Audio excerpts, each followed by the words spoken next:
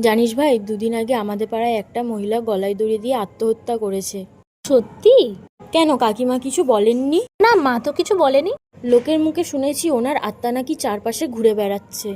ও সত্যি? ভূত বলে কি কিছু হয়? মানুষ যে কালে আছে তাহলে আত্মাও আছে।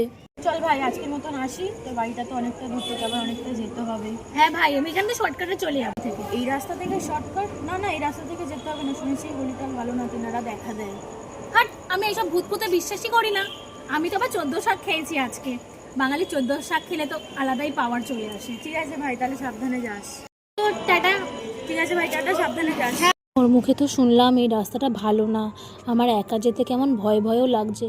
ঠিক আছে, আমার আবার কিসের ভয়? আমি তো আবার 14 শাক খেয়েছি।